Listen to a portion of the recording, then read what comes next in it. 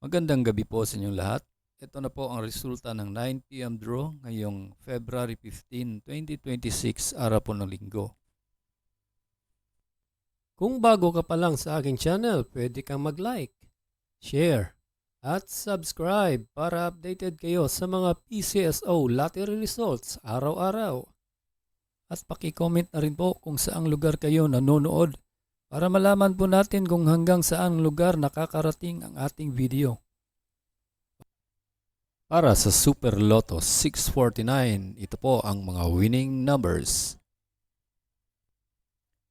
27, 48, 40, 3, 25, and 15 in any order for the jackpot prize of 51,672,278 pesos and 94 centavos.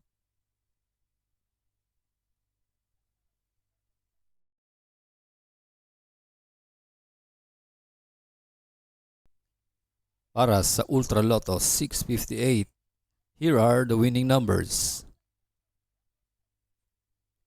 56, 26, 57, 33, 52, and 23 in any order for the jackpot prize of 75 million pesos.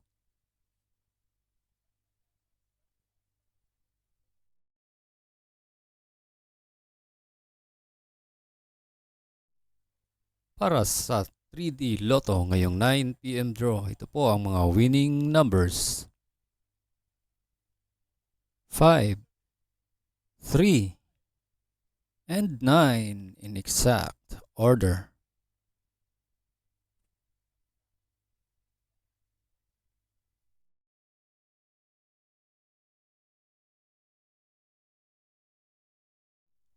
At para naman sa 2D Lotto ngayong 9 p.m. draw, ito po ang mga winning numbers. 30 and 3 in exact order.